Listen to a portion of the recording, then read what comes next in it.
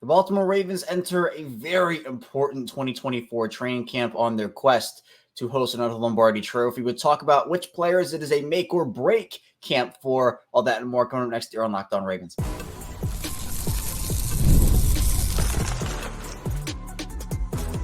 You are Locked On Ravens, your daily Baltimore Ravens podcast. Part of the Locked On Podcast Network, your team every day. Welcome into another edition of Locked On Ravens, your daily Baltimore Ravens podcast. I'm your host, Kevin Ostreicher, Ravens Wire, here with you on Locked On Podcast Network, your team every day. Thank you so much for being here today on this bonus episode, a Sunday here, making Locked On Ravens a part of your day and your first listen each and every day, free and available on all podcasting platforms. That includes in video form on YouTube, where you can like the video, subscribe to the channel, also in audio form. You can follow along and subscribe as well. Today's episode of Locked On Ravens is brought to you by LinkedIn. LinkedIn Jobs help to find the qualified candidates you want to talk to faster. Push a job for free at linkedin.com/LockedOnNFL. LinkedIn.com/LockedOnNFL to push a job for free. Terms and conditions apply. Another bonus episode today because the Eddie Jackson signing was awesome, by the way, and we'll get to that in the final part of the show. But it messed everything up in terms of my weekend content schedule, where I was like, all right, maybe I'll do a bonus episode on Saturday and that'll be that. Well, the Eddie Jackson signing, we had to move some things around. So here we are today on Sunday. We're going to be talking about make or break today for training camp. First of all, just talking about the Ravens in general and why, to me, this is such an important training camp and whether it is make or break for them or not as a whole in training camp, which again, we're only talking about training camp, where it's not like we're talking about, AFC Championship game. But we'll get into training camp as a whole and just how important it is. And then we'll move into specific players for the Ravens, offensively, defensively, special teams as well. We'll get into that as well, just about which players are entering a make or break training camp for the Ravens. So we'll get to that. And then we'll also talk about Eddie Jackson, that signing a little bit more day after. I'm recording this on Saturday night. So for Sunday morning, that technically 2 days after, because that Jackson signing happened on Friday afternoon. But still, it's an exciting time. And also, we do have some Ravens at the podium, obviously, because Ravens vets reported to training camp yesterday. And it's exciting. Football really back in the air right now. I know rookies reported and quarterbacks, injured players, but we have some quotes to talk about. So we'll talk about that just throughout the show as well. So let's talk about it. Make or break training camp for the Ravens. To me, it's not a make or break training camp. Like, I think that there are different ways in different areas where the Ravens can get better during training camp and they can gel during training camp. I guess it's make or break for some chemistry, and we'll talk about that a little more in the second part of the show, just in terms of specific players. But to me, when you talk about this season as a whole, 2024, I think the expectations for this team, look, they should be high and rightfully so, right? This is a team that has a talented roster, a talented coaching staff, but that AFC Championship game is still a very sour taste in a lot of people's mouths, and I know myself included, right? Where we look back on that year, and that felt like the year.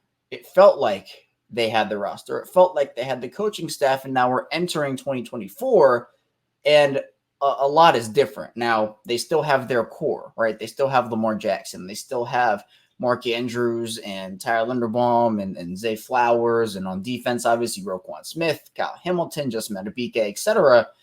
But it's going to be different in terms of just some of these young guys. And why I think that an aspect of this training camp is make or break is because this is a good time for young guys to establish themselves, get into a rhythm, and just be able to work with not only the coaching staff, but their teammates. And so when you talk about, different positions all across the board and you see how much youth is there, it's big to be able to establish a rhythm early here. And, sometimes momentum from training camp can carry over, whether good or bad. Other times it doesn't really matter all that much. But I think for younger guys, it is more important to establish something in training camp. And so when we're going to talk about guys in the second part of the show about, okay, well, which one of these guys or some of these guys are going to have make or break training camps, a lot of them will be younger players, some of them on the older side. But to me, I think this is such an important year for them in just getting as much as they can out of their youth, which I've talked about. If you've been with me here every day on Locked On Ravens, you know that I have been kind of of that mindset that Baltimore really is leaning into that this season. They, of course, have added a couple of veterans with Eddie Jackson on Friday and obviously Derrick Henry and Josh Jones if you want to go there. But this is really a promotion type of year. And so establishing that chemistry early is huge, particularly on the offensive line. And we'll talk about some guys, particularly on the offensive line in the second part of the show in terms of specific players. But I go back, and I've said this before on the show. If you're an everyday, you've heard me here say this in 2021, where it seemed like every single week, really, there was an offensive lineman that went down with an injury. And they were kind of establishing guys, moving guys around and figuring things out. And this was the first year, I believe, Kevin Zeitler was under contract because he played for the team from 2021 to 2023. Ronnie Stanley was kind of working his way back from the injury and couldn't end up doing it effectively. And then they had guys like Bradley Bozeman going in and out and other guys as well. And it's just that there was never a chemistry established. And I do think that carried over into the season. Obviously, Stanley had his whole thing and he had to miss a bunch of time after the Raiders game and just didn't look like himself. But they had to put in one guy here and another guy there and another guy there and another guy there. And it just felt like they couldn't establish anything. So look, training camp is not going to decide whether the Ravens win the Super Bowl or not. I'm definitely not on that train, not on that overreaction train, but it can establish good trends and potentially bad ones if you get there. So to me, I think this Ravens team, especially with Lamar going into year 7, which is absolutely crazy to think about, every year of Lamar Jackson's prime, the Ravens don't win the Super Bowl. That's a wasted year. And that's the same with every other good quarterback across the league where, you're not necessarily, only one champion every year, right? And obviously the Chiefs are the team to knock off and the team to beat. But you have, the Bengals with Joe Burrow and the Bills with Josh Allen and the Eagles with Jalen Hurts and, right, all these guys that, like Hurts is a Super Bowl champion, right? We know that. But, the Eagles want to go win more. And the Bengals want to go establish something. The Bills want to go establish something. I mean, Chargers with Herbert, et cetera, et cetera. It's not just the Ravens here. And we do know in a reloaded AFC, I think the path for the Ravens will be more difficult this season than it was for, because look, the Ravens last year were just, they were cakewalking through teams every single year.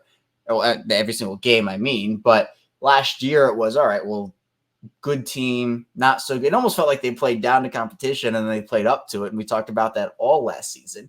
But, that game that sticks out to me is San Francisco on Christmas. That's the one that sticks out to me here because Baltimore was the best team in the league during the regular season. They were dominant offensively, defensively. Were there hiccups at times, growing pains at times? Yeah, for sure. Absolutely there were. But this path to me is going to be a bit harder this season, but that doesn't mean the Ravens still can't win the Super Bowl because honestly, it feels like the Ravens being the 1 seed and getting the bye and this, that, and the other. I know a lot of people are just like, all right, no bye. The Ravens play better as underdogs, and that is that. Which, to an extent, I think is true. I don't think it's like I think if they got the 1 seed again this season, I would at least like to hope that it would go differently. But we do know that the times this team has won the Super Bowl, they weren't this top juggernaut team in the league. They had to fend other teams off. They had to pull off upsets. And that has kind of been the mantra of this franchise ever since they came into the league. So, look, for training camp, you have to be able to establish some sort of rhythm, team-wise, player-wise. It's just how it goes. But for the Ravens this year in particular, it is such a big season because Zach Orr, first year, establishing something in training camp and getting his defense ready to go. The second year of Todd Monken's offense and having that be a much more complex and hopefully much more effective unit. Even though it turned out to be a pretty effective unit last season, there were a lot of ways that obviously it could grow. So this is a big year for Baltimore. Make or break training camp. For the team in particular, it's a very important one, maybe the most important one in franchise history. We talked about that with Kadri Ismail. But to me, I think that player-wise, yes, we're going to get to that in a couple minutes here. Team-wise, make or break, I'd probably say no, but that doesn't take away from the fact that it is massively important. Coming up in the second part of the show, though, we'll talk about some of those specific players, offensive players, defensive players, that it is a make or break training camp for. Stay tuned, plenty to talk about here on the show. First, this show is brought to you by eBay Motors. Passion, drive, and patience, a Formula 14 championship. This is also what keeps your ride or die alive. eBay Motors is everything you need to maintain your vehicle and level it up to peak performance. Superchargers, roof racks, exhaust kits, LED headlights, and more, whether you're into speed, power, or style. eBay Motors has it covered. With over 120 million parts, so number one ride or die, you'll always find exactly what you're looking for. And with eBay Guaranteed Fit, your part is guaranteed to fit your ride every time or your money back. Because eBay Motors, you're burning rubber, not cash. Well, the price you need, the prices you want, it's easy to make your car the MVP and bring home huge wins. Keep ride or die alive at ebaymotors.com. Always only options by eBay Guaranteed Fit, only available to U.S. customers. And the show is brought to you by LinkedIn. When you're hiring for your small business, you want to find quality professionals that are right for the role. That's why you have to check out LinkedIn Jobs. LinkedIn Jobs has the tools to help you find the right professionals for your team faster and for free. And LinkedIn is great. I've had a lot of great experiences over there, whether it's finding jobs, networking, connecting. LinkedIn is certainly the place to be. And LinkedIn isn't just a job board. LinkedIn helps you hire professionals you can't find anywhere else. Even those who aren't actively searching for a new job might be open to the perfect role. In a given month, over 70% of LinkedIn users don't visit other leading job sites. So if you're not looking on LinkedIn, you're looking in the wrong place. On LinkedIn, 86% of small businesses get a qualified candidate within 24 hours. Hire professionals like a professional on LinkedIn. LinkedIn knows small businesses are wearing so many hats and might not have the time or resources to hire. 2.5 million small businesses use LinkedIn for hiring. Push it over for LinkedIn.com/LockedOnNFL. That's LinkedIn.com/LockedOnNFL. Push it over for each terms and conditions apply. We're back for our second segment of Locked On Ravens. Kevin Ostrowski is still here with you on this bonus edition of the show on Sunday. Really appreciate everybody for, again, being here, making Locked On Ravens a part of your day. Hopefully everybody's weekend has gone well so far, and hopefully this Sunday rounds it out well. You can subscribe here, video form and audio form, and we give you 5 days a week plus more of daily Ravens coverage. Like these bonus episodes, we go live for every piece of Ravens big news, like we did with the Eddie Jackson news, also after every single Ravens game as well. So let's talk about make or break for offensive players, defensive players. We'll get to special teams as well a little bit too, but I want to start off. Make or break training camp. This one is a little complicated, and I think it's the one that everybody's kind of thinking about right now, but I will put Rashad Bateman in this category. Now, in terms of his actual long-term status on the team, he signed an extension. So the Ravens, if this does not work, and obviously I really hope it does, right? I'm a big Bateman believer. Hopefully this thing can work out. But if it does not, they're going to have to make a decision on, do they just relegate him to a super small role in the future? Do they trade him? But for now, this is their number 2 receiver. And to me, giving him that much responsibility, there has to be that chemistry established. We have talked about it forever on this show, and we have been kind of pounding the table for it here. It's like Lamar and Rashad have to establish something. And it is both on Lamar and Rashad to do so, right? I'm not just saying this is all on Rashad. Obviously, chemistry between 2 people, that is the job of 2 people. But to me, Rashad is a guy that has all the talent, but just, again, can't stay healthy right now. And that's kind of the thing about him. So if he can buck that trend, it is, one, really important for the overall ceiling of this Ravens offense, because we know that he can work as a 3-level receiver. But I do think with Tez Walker in the fold, you can kind of, not that you can't send him deep, but I think you can kind of you can make his role more specific to the point where he's working short and intermediate more. And that to me is really, really important. So Bateman is a guy where, the chemistry happens in training camp. You can establish chemistry over the course of a season and you can kind of build off of that, but you want to be able to establish something. And again, it's either been Lamar has had to miss time during the year, or obviously Bateman has had to miss training camp or gets injured early in the season or late in the year. And it's like either Lamar's on the field or Bateman's on the field. And it's been that trend. So yeah, it's just tough, right? Because we know he has the talent, but he just hasn't been able to stay healthy. So I think it is make or break for Rashad Bateman, not in terms of he'll get cut if it doesn't go well. We're not there. But in terms of just getting that chemistry, the Ravens are betting on him and Lamar to get that down. So the Lamar Rashad chemistry, certainly, it's just, it is make or break for me, because if it's not this year, then when, right? We've been talking about it. But if not now, when? So that's what I'm going with there. And then I think also I'd probably say Tylan Wallace, and this goes into special teams as well, right? I think because Wallace, he has been used in that role, and the Ravens they like him there. But that 6 wide receiver spot, again, if we're assuming the Ravens keep 6 guys, that receiver spot is open to me. It's an open competition. Wallace is certainly the favorite right now, but you have other guys like Malik Cunningham who moved from quarterback to wide receiver, some of these undrafted wide receivers as well, and these, lower level veterans they brought in. I think that spot is up for grabs. And for Tylan Wallace, if he does not capitalize on this training camp, then, we could possibly see, I don't want to say an upset, but with Wallace being the favorite, we'd see an upset for that job. And we know that the Ravens have certainly found their fair share of gems, quality undrafted free agents, and, just guys who maybe make an impact that you're not expecting. So Wallace has value on special teams. That certainly helps his case. But again, we're going to have to see him put together a really solid training camp here. Now, on the offensive line, this one is interesting. I do think this is make or break for Ben Cleveland. We talk about the projected offensive line for the Ravens and how they've lost 3 starters, and it's, going to be a big task for them to, work with 60% of their guys being new, which is true. But I think we can all safely assume that Roger Rosengarten is going to win that right tackle position. We can assume that Ninja Voorhees is probably going to win that left guard position with competition, of course, right? It's not like they're just penciled in there. But then that right guard spot, it's been, okay, well, Ben Cleveland, right? That's going to obviously be the guy. But then it hasn't really felt that way. Where is he performing up to standard? And we've definitely heard some things over the course of his career about just, maybe it's effort or performance in general. I thought he played well last season when he was in, definitely towards the end of the year.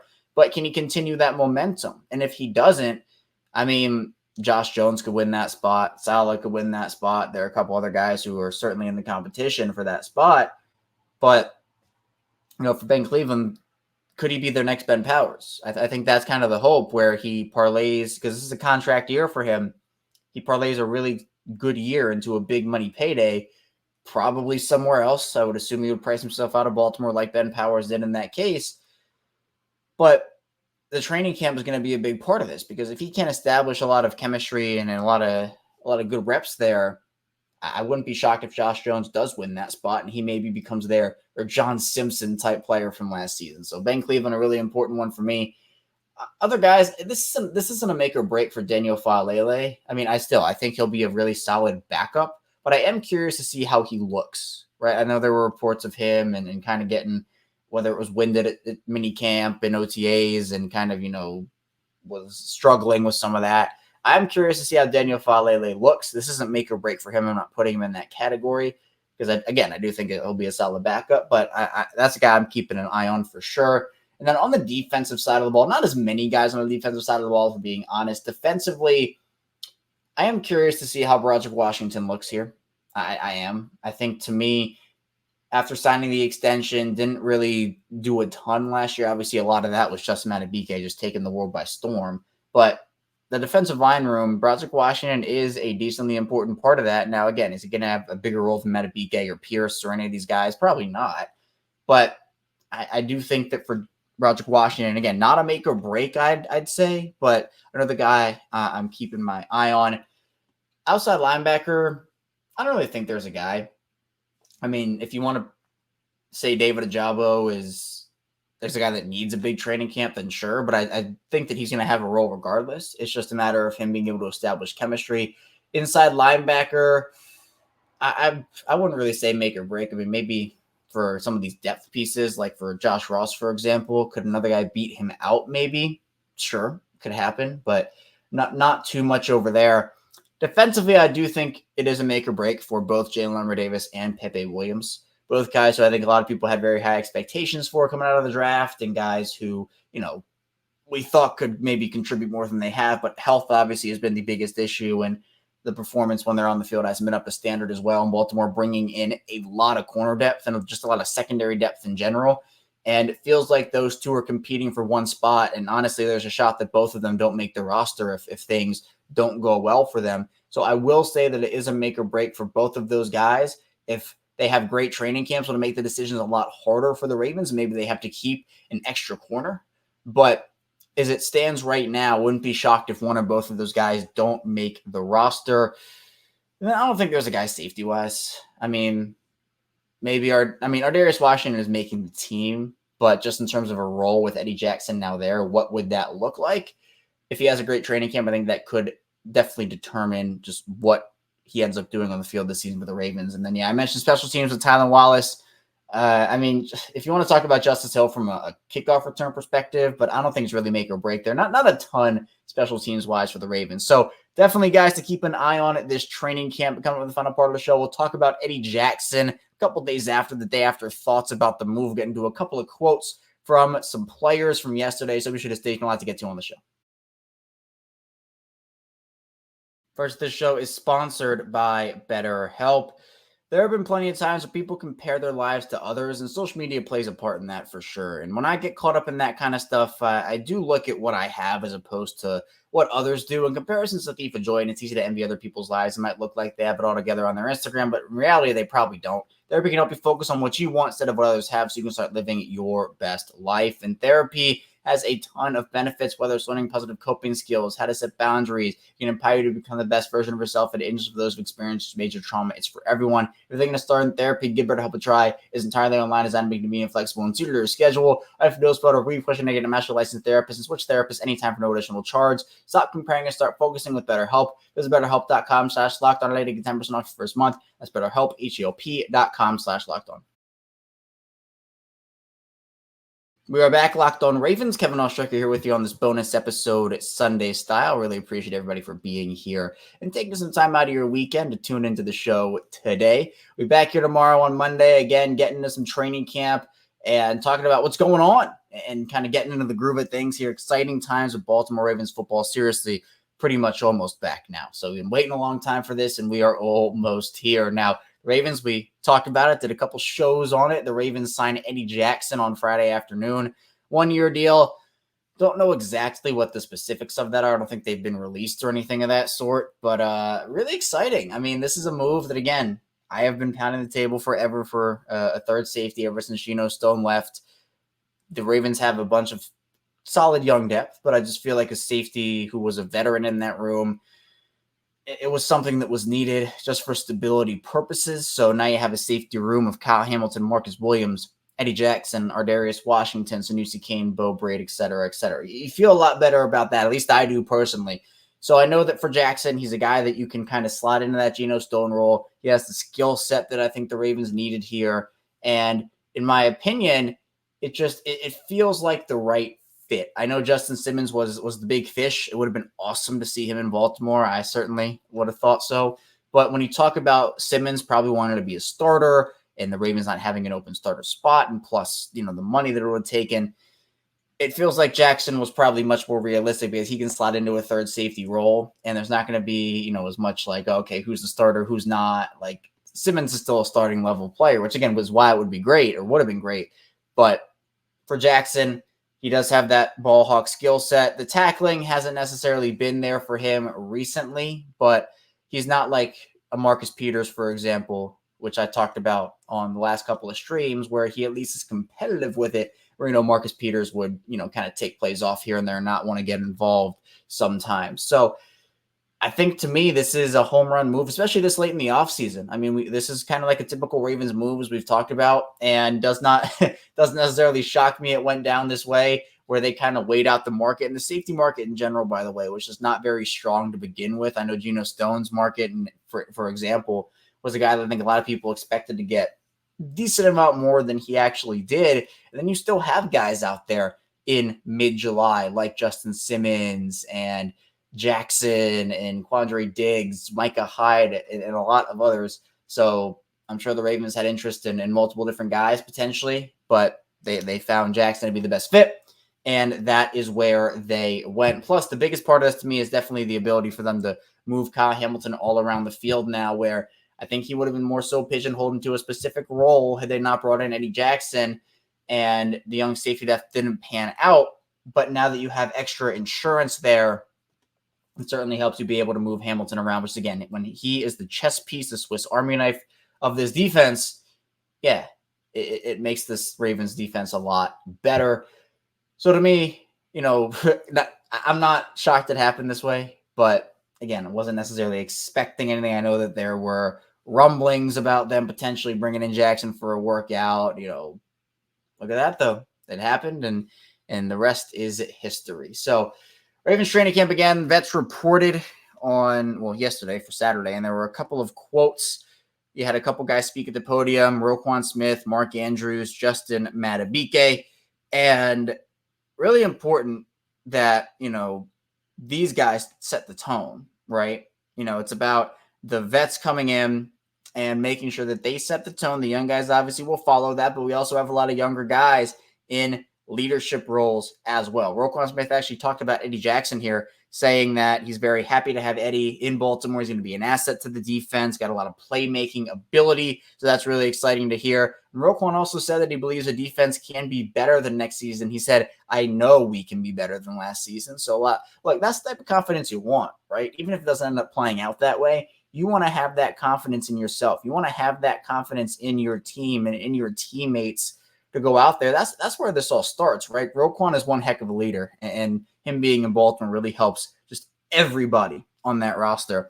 Also talked about Trenton Simpson, said he works his tail off like no other, was the quote, 4.3 speeds, can jump out of the gym, et cetera, et cetera. He is an athletic guy, and Roquan Smith certainly made sure to let that be known. It says here, Roquan wants to create more turnovers, getting on the jugs machine and punch outs on that ball, channeling that fruit punch from Marlon. Hopefully we see more of that from Marlon as well. Mark Andrews, again, mentioned he took the podium, said he feels 100% right now, better than he ever has. So, you love to see that. And this is like, in the off season, it's like, oh, this guy's in the best shape he's ever been in. So we hear a lot of that, but like, we know Andrews went through a lot last season with the injury, definitely wasn't 100% during the championship game. But look, a healthy Mark Andrews is a scary Mark Andrews. So that's a big thing here.